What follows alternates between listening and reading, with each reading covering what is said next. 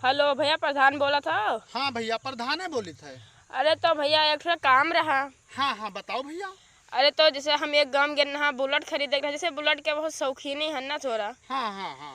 अरे तो शौक हमहू पूर कैली। नहीं नहीं नहीं, तो पूर तो कैले भैया।